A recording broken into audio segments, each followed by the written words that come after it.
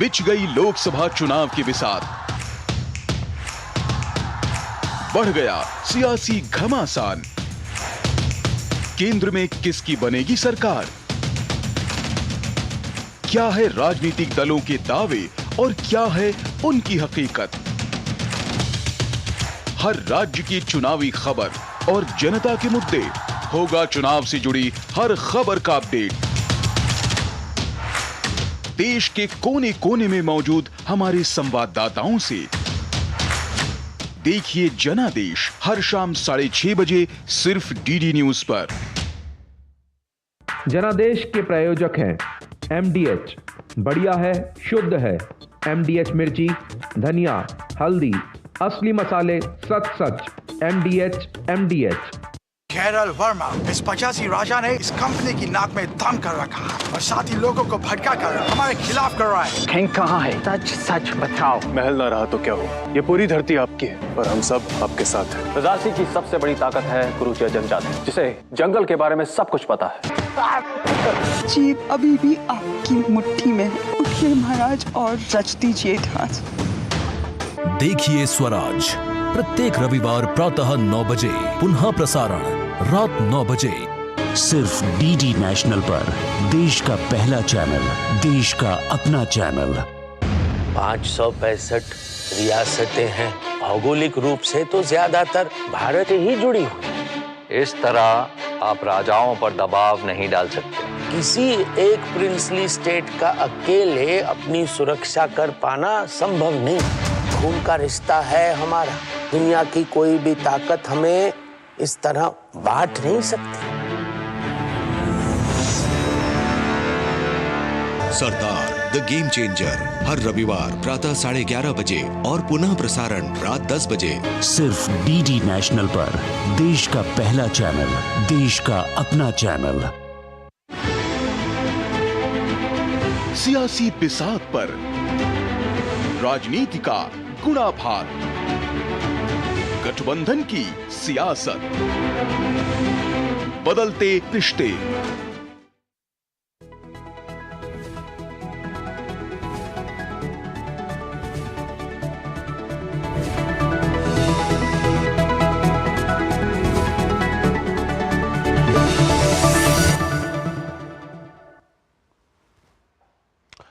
नमस्कार, अंतर्राष्ट्रीय खबरों के हमारे इस बुलेटिन में आपका स्वागत है। मैं हूं चंद्रशेखर जोशी। इस बुलेटिन में हम आपको रूबरू करवाते हैं दुनिया भर की हलचल से। तो आइए शुरुआत करते हैं और सबसे पहले देखते हैं अंतर्राष्ट्रीय सुर्खियां। रफा में इजराइल के जमीनी सैन्य अभियान को लेकर अनिश्चितता। पीएम नेतन्याहू के सहयोगियों ने सैन्य अभियान छेड़ने का बनाया दबाव। अमेरिका सहित कई देश कार्रवाई से बचने की कर रहे हैं अपील। गाजा में मानवीय सहायता आपूर्ति बढ़ाने के लिए नए कदम।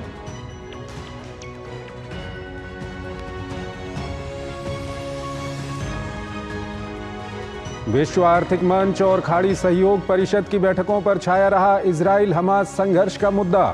अमेरिका सहित सभी देशों ने तुरंत संघर्ष विराम की दोहराई मांग।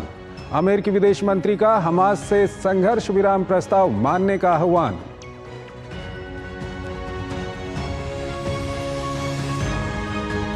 सात 795 दिन बाद भी नहीं थम रहा रूस यूक्रेन युद्ध। कई पश्चिमी मोर्चों पर पीछे हटी यूक्रेनी सेना, तो रूस ने दुनियास के नए इलाके पर किया नियंत्रण।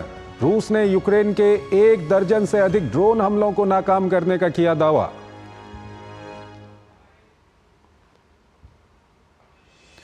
केन्या में डैम टूटने से आई भयंकर बाढ़ की भेंट चढ़े लगभग 50 लोग। नैरोबी से लगभग 60 किलोमीटर दूर आई बाढ़ में बह गए कई गांव। गाद और मलबे में फंसे लोगों की तलाश के लिए युद्ध स्तर पर राहत अभियान जारी।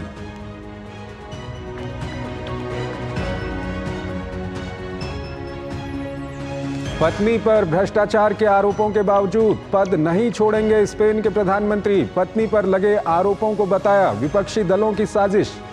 आरोप सामने आने के बाद स्पेन के कई हिस्सों में देखे गए थे बड़े विरोध प्रदर्शन।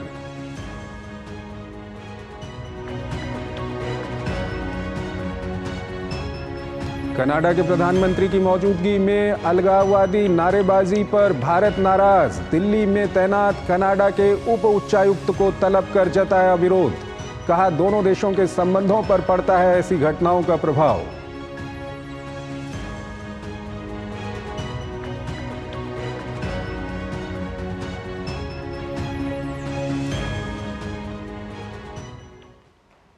और आइए सबसे पहले आपको लिए चलते हैं एशिया की ओर।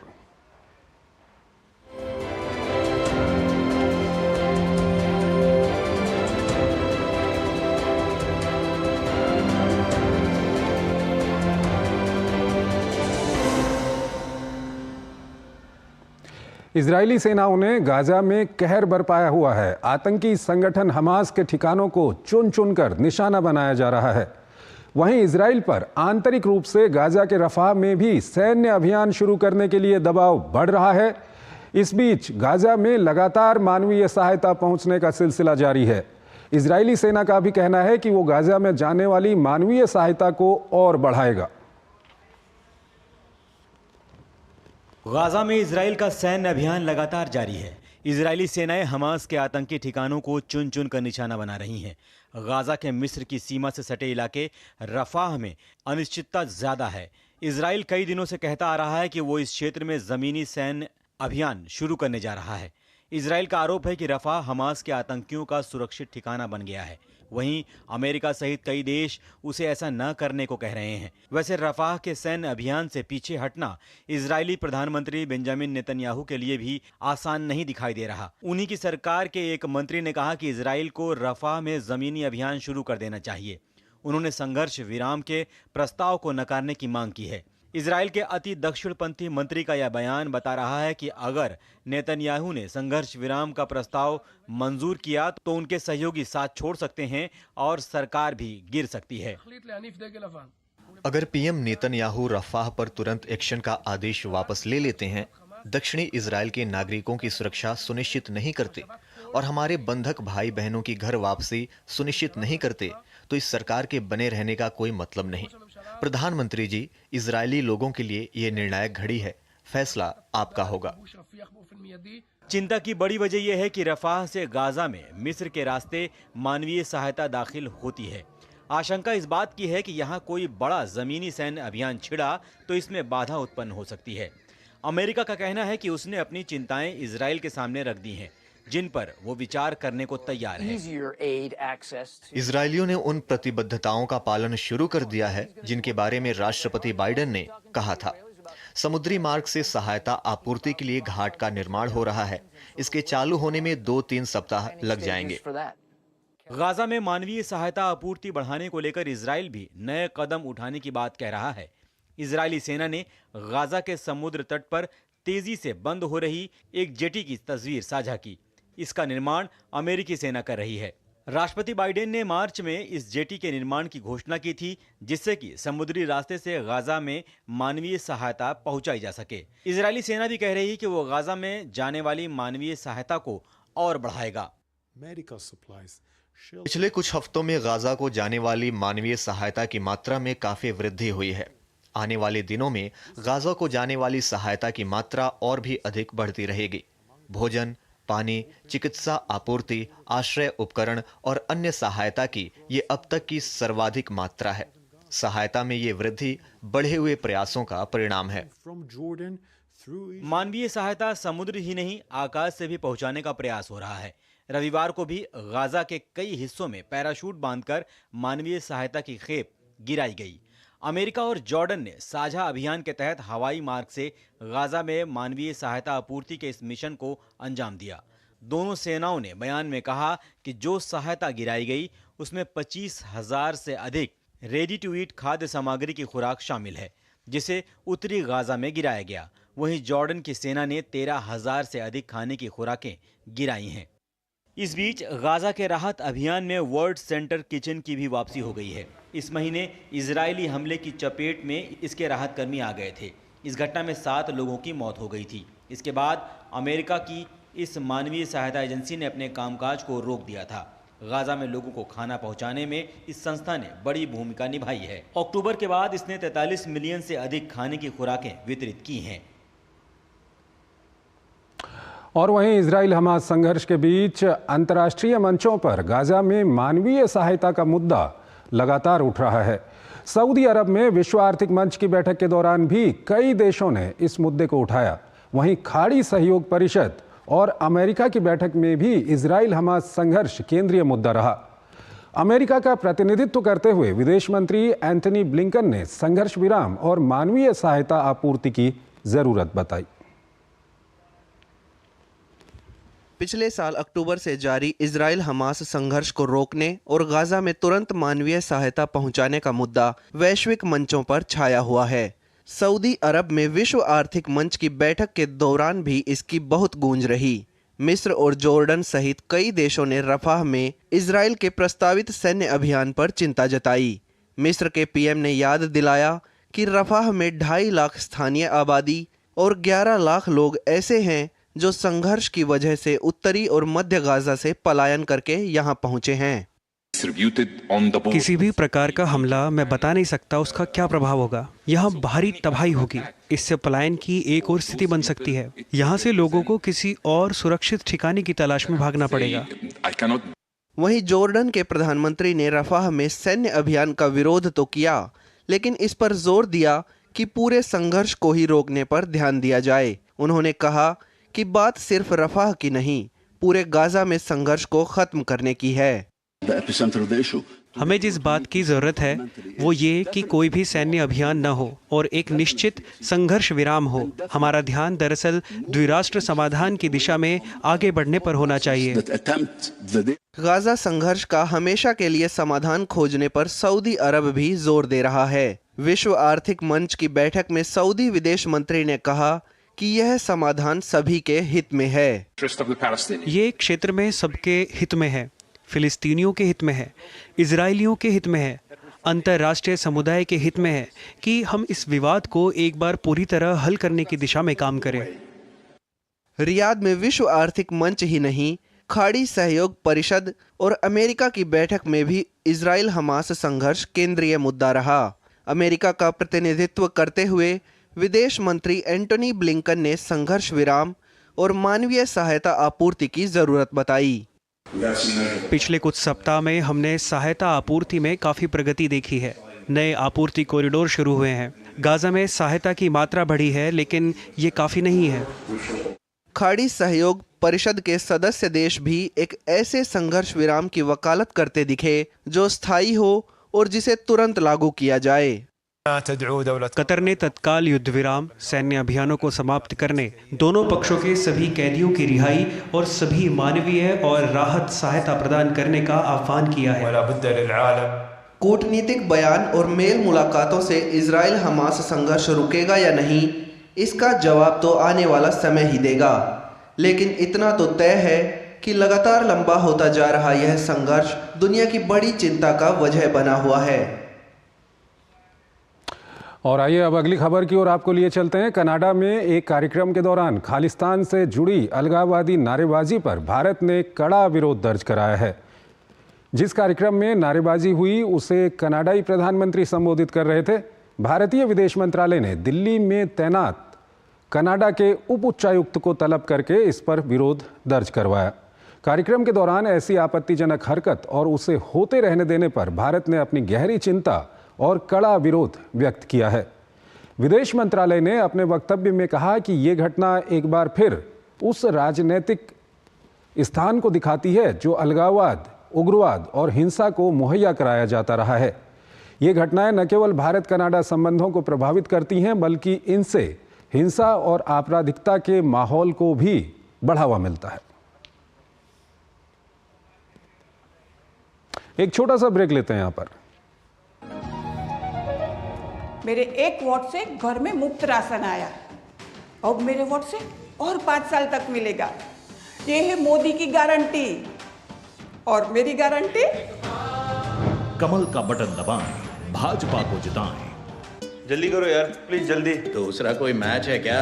ऐसा ही कुछ है यार, बैंक जाना है दादाजी को लेके। हाँ यार, उम्र होने पर कभी कभी मदद तो लगती है, पर बैंकिंग में नहीं। वैसे भी आरबीआई कहता है सीनियर सिटीजन सबसे पहले। अगर आप 70 साल से ऊपर हैं और आप बैंक नहीं जा सकते तो बैंक आएगा आपके पास जरूरी सेवाएं लेकर, वो भी वाजिब दरों पर। सीनियर सबसे पहले। आरबीआई कहता है जानकार बनिए, सतर्क रहिए। छोले मसाले जहाँ जाए रिश्ते बनाए। जहाँ जाए रिश्ते बनाए, गोल्डी मसाले। Delivery boy has picked your order. अरे भाई पता है भूख लगी है। 30 मिनट का मैसेज नोटिफिकेशन आया था ना। मैसेज के सारे थोड़ी बैठ सकते हैं। कल आपने कुछ शेयर्स बेचे थे ना? हाँ, तो चेक किया? मैसेज आया तो था। सिर्फ मैसेज काफी नहीं है। आप शेयर मार्केट में कोई भी ट्रांजैक्शन करते हैं ना, तो स्टॉक एक्सचेंज से आए एसएमएस या ईमेल को अपने डीमैट अकाउंट और बैंक स्टेटमेंट के साथ भी टैली कीजिए। बेटा भूख में ना दिमाग बंद हो जाता है। सोच कर, समझ कर, इन्वेस्ट कर। मेरे एक वोट से मोदी जी मेरे घर बिजली ले आए। अब मेरे वोट से सौर ऊर्जा से हर घर का बिजली बिल 0 होगा। ये है मोदी की गारंटी। और मेरी गारंटी? कमल का बटन दबाएं, भाजपा को जिताएं। स्वागत है आपका ब्रेक के बाद और आइए अब आपको लिए चलते हैं यूरोप की ओर।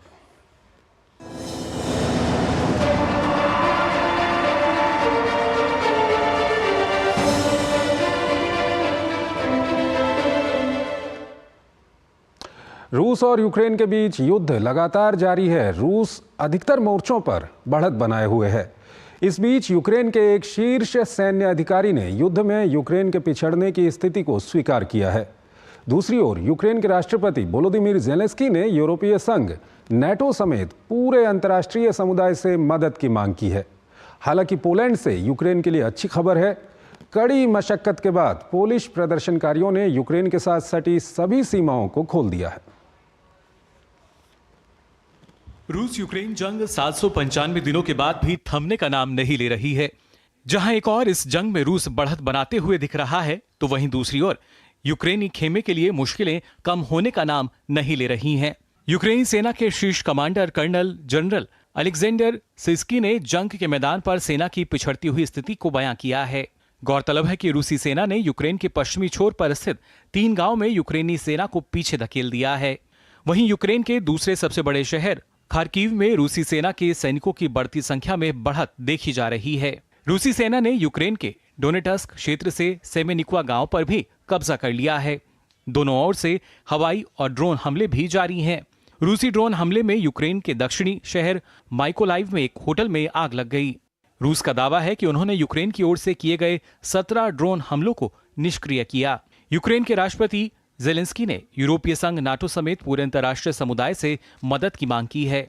हम अभी भी अमेरिका से मदद मिलने का इंतजार कर रहे हैं। यूक्रेन ने यूरोपियन यूनियन में शामिल होने की सारी जरूरी मांगों को पूरा किया है। अब हमें उम्मीद है कि संघ भी कर्तव्यों को पूरा करने का काम जल्दी ही करेगा। मैं नाटो से भी अपील करता हूं कि वह हमारे संगठन में शामिल होने की प्रक्रिया को जल्द शुरू करे। अपने देश की रक्षा के लिए न केवल यूक्रेन की आधिकारिक सेना बल्कि हर देशवासी योगदान कर रहा है। इसी कड़ी में अलेक्जेंडर तारान के नेतृत्व में गठित स्टेपी वुल्स नामक सशस्त्र समूह रूस का सामना कर रहा है। खास बात यह है कि ये लड़ाके नौजवान यूक्रेनी नागरिक नहीं हैं, बल्कि 60 साल के ऊपर की उम्र वाले वरिष्ठ नागरिक हैं। अगर लड़ने की इच्छा शक्ति मन में हो तो 100 साल की उम्र में भी दुश्मनों का सामना किया जा सकता है। हम उन्हें संख्या से नहीं बल्कि अपनी कौशल के बल पर हराने का काम करेंगे। हमें जीतने के लिए अभी और आधुनिक हथियारों की जरूरत पड़ेगी। अमेरिकी संसद से यूक्रेन को $61 अरब के राहत पैकेज को बीते 23 अप्रैल को ही मंजूरी मिल गई थी, लेकिन अभी यूक्रेन तक मदद पहुंच नहीं सकी है, जिसके कारण उन्हें जंग में रूस का सामना करने में खासी दिक्कतों का सामना करना पड़ रहा है। यूक्रेन ने अमेरिका से विशेष रूप से पैट्रियट प्रणाली, वायु रक्षा प्रणाली की मांग की है। जहां एक और यूक्रेन को हर तरफ समस्याओं का सामना करना पड़ रहा है, ऐसे में यूक्रेन के लिए पोलैंड की सीमा से अच्छी खबर आई है। लंबी बातचीत के दौर और राजनयिक मशक्कत के बाद पोलिश प्रदर्शनकारियों ने यूक्रेन के साथ सटी सभी सीमाओं को खोल दिया है। अब देखना होगा कि चारों ओर से समस्याओं से जूझ रहे यूक्रेन को अंतर्राष्ट्रीय मदद कब तक मिल पाती है। और आइए अब अगली खबर की ओर चलते हैं। स्पेन के प्रधानमंत्री पेड्रो सांचेज ने ऐलान किया है कि वो अपने पद से इस्तीफा नहीं देंगे। बीते 5 दिनों से उनके भविष्य को लेकर संशय बना हुआ था। गौरतलब है कि प्रधानमंत्री सांचेज ने पत्नी के ऊपर भ्रष्टाचार के आरोप लगने के बाद से खुद को सार्वजनिक कार्यक्रमों से अलग कर लिया था। पीएम पद न छोड़ने की उनकी घोषणा पर स्पेन की जनता की ओर से मिलीजुली प्रतिक्रियाएं सामने आ रही हैं। सांचेज 2018 से सत्ता संभाल रहे हैं। पत्नी पर लगे आरोपों को नकारते हुए उन्होंने विपक्ष पर साजिश करने का आरोप लगाया है। और आइए अब आपको दिखाते हैं अफ्रीका नामा।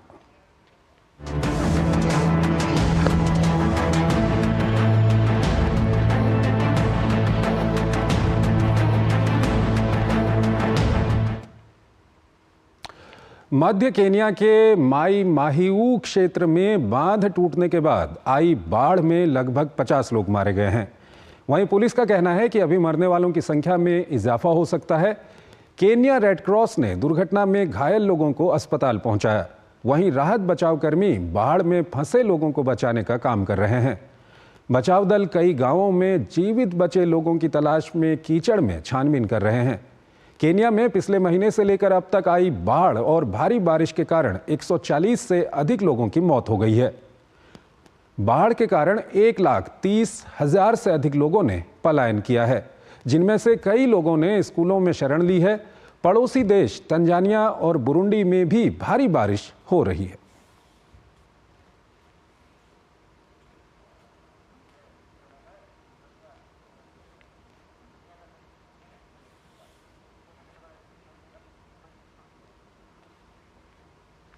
चलिए अब आपको दिखाते हैं दुनिया का दिल।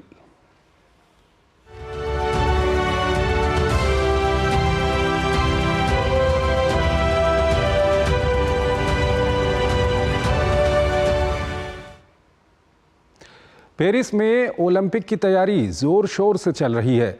यूक्रेन और गाजा में युद्धों की पृष्ठभूमि में होने वाले खेलों के कारण देश में सुरक्षा बल भी हाई अलर्ट पर हैं। फ्रांसीसी सरकार ने लगभग 45 देशों से पेरिस ओलंपिक की सुरक्षा में मदद के लिए कई हजार अतिरिक्त सैन्य, पुलिस और नागरिक कर्मियों से योगदान करने का अनुरोध किया है। फ्रांस की राजधानी पेरिस में आयोजित होने वाले ग्रीष्मकालीन ओलंपिक खेलों की तैयारियां जोर शोर से चल रही हैं।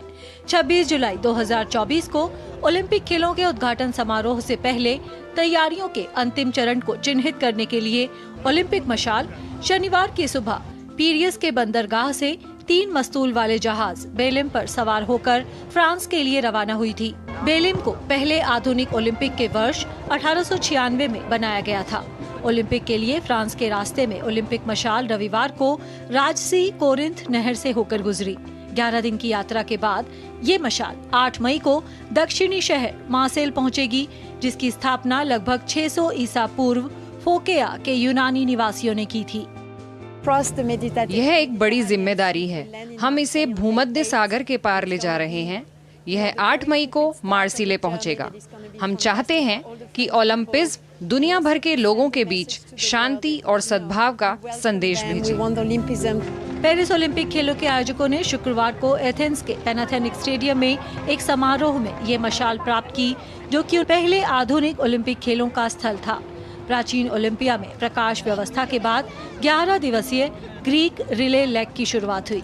मार्से ओलंपिक नौकायन प्रतियोगिताओं की मेजबानी करेगा और देश भर में 68 दिवसीय फ्रेंच मशाल रिले की शुरुआत होगी। मार्से के पुराने बंदरगाह पर 1.5 लाख दर्शकों के समारोह में भाग लेने की उम्मीद है।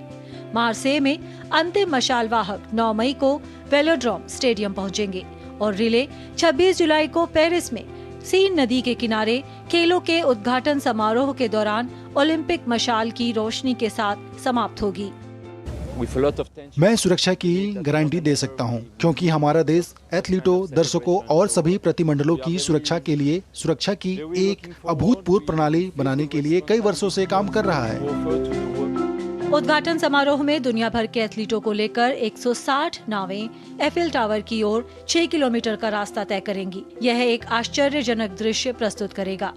यूक्रेन और गजा में युद्धों की पृष्ठभूमि में होने वाले खेलों के कारण देश में सुरक्षा बल हाई अलर्ट पर हैं। फ्रांसीसी सरकार ने लगभग 45 देशों से पेरिस ओलंपिक की सुरक्षा में मदद के लिए कई हजार अतिरिक्त सैन्य, पुलिस और नागरिक कर्मियों से योगदान करने का अनुरोध किया है। पेरिस ओलंपिक गेम्स 26 जुलाई से शुरू होकर 11 अगस्त तक चलेंगे। उसके बाद पैरालंपिक खेलों के लिए मशाल ब्रिटिश शहर स्टोक मैंडेविले में जलाई जाएगी। और आइए अगली खबर की ओर चलते हैं। दुनिया के कई हिस्सों में जलवायु परिवर्तन का असर साफ तौर पर दिखाई दे रहा है। फिलीपींस में गर्मी का असर दिख रहा है तो चीन के कई हिस्सों में ओलावृष्टि और बर्फबारी देखी जा रही है। दूसरी ओर अमेरिका के दक्षिणी मैदानी इलाकों में दर्जनों बवंडर आने से 4 महीने के बच्चे सहित कम से कम 3 लोगों की मौत हो गई। पिछले कई दशकों से जलवायु परिवर्तन एक बड़ी चिंता बन गई है। जलवायु परिवर्तन का प्रभाव अलग अलग रूप में हमारे सामने आ रहा है। मौसम में होने वाले भारी उतार चढ़ाव और अनिश्चितता को भी इसका नतीजा माना जा रहा है। मौसम के इसी उतार चढ़ाव का नज़ारा इन दिनों दुनिया के अलग अलग हिस्सों में देखने को मिल रहा है। फिलीपींस में गर्म मौसम ने अपना कहर बरपाना शुरू कर दिया है। गर्म हवाओं और लू के कारण जहां एक ओर जनजीवन पूरी तरह अस्त व्यस्त है, वहीं दूसरी तरफ मौसम विभाग ने भी पूर्वानुमान लगाया है कि अगले 3 दिनों में राजधानी क्षेत्र में तापमान 37 डिग्री सेल्सियस तक पहुंच सकता है। बढ़ते तापमान के कारण छोटे व्यवसाय से जुड़े लोगों को भारी नुकसान का सामना करना पड़ रहा है। गर्मी के कारण मनीला में स्कूल कॉलेजों की कक्षाएं रद्द कर दी गई हैं। राज्य मौसम एजेंसी ने परिस्थिति को खतरनाक रूप में वर्गीकृत किया है और बताया है कि रिकॉर्ड 45 डिग्री सेल्सियस तापमान रहने की उम्मीद है। मौसम विभाग ने लोगों को सतर्क करते हुए सलाह दिया है कि लंबे समय तक संपर्क में रहने से स्थितियां हीट स्ट्रोक को ट्रिगर कर सकती हैं। हमारे व्यवसाय पर गर्मी का बहुत बुरा प्रभाव पड़ा है। जैसा कि आप देख सकते हैं कि कोई भी खरीदारी नहीं कर रहा है। स्कूल का सामान खरीदने वाले छात्र ही नहीं होंगे तो हमसे कौन खरीदेगा। चीन के दक्षिणी जियांगसी प्रांत के फुजौ शहर में रविवार को भारी ओलावृष्टि हुई, जबकि हेबेई प्रांत का ऊपरी हिस्सा बर्फ से ढका हुआ है। एक रिपोर्ट के अनुसार फुजौ शहर में बहुत बड़े आकार के ओले गिरे, जिससे भारी नुकसान हुआ है। उत्तरी प्रांत हेबेई में चेंगदे शहर के कुछ इलाकों में बर्फ की चादर बिछ गई है और तापमान 0 से 5 डिग्री सेल्सियस तक कम हो गया है। चीन हाल के सप्ताहों में मौसम की मार से जूझ रहा है। दक्षिणी शहर ग्वांगझो में एक बवंडर से हालात बेकाबू हो गए। बैयून जिले में 5 लोगों की मौत हो गई, साथ ही 33 लोग घायल हो गए और 141 इमारतें क्षतिग्रस्त हो गईं। लगभग 2 सप्ताह पहले रिकॉर्ड बारिश के बाद दक्षिणी चीन के घनी आबादी वाले पर्ल नदी डेल्टा के शहरों में बाढ़ आ गई थी। जैसे ही मैं घर से निकली, ऐसा लग रहा था कि सर्दियां आ गई हैं। घर से बाहर निकलते ही बर्फ गिर रही थी। उधर ओक्लाहोमा में अमेरिका के दक्षिणी मैदानी इलाकों में दर्जनों बवंडर आने से 4 महीने के बच्चे सहित कम से कम 3 लोगों की मौत हो गई। राज्य के स्वास्थ्य विभाग के अनुसार लगभग 100 लोगों के घायल हो जाने की सूचना है। राष्ट्रीय मौसम सेवा के अनुसार कुछ बवंडरों की गति 136 मील प्रति घंटे की रफ्तार से दर्ज की गई।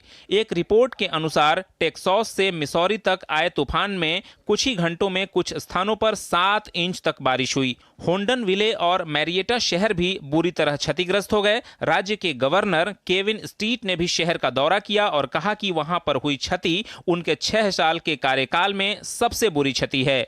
अमेरिकी राष्ट्रपति जो बाइडेन ने स्टीट से बात की और संघीय सरकार के पूर्ण समर्थन का आश्वासन दिया है। तो अंतर्राष्ट्रीय खबरों के हमारे इस बुलेटिन में आज फिलहाल इतना ही। आप हमारी पूरी टीम को इजाजत दीजिए। नमस्कार।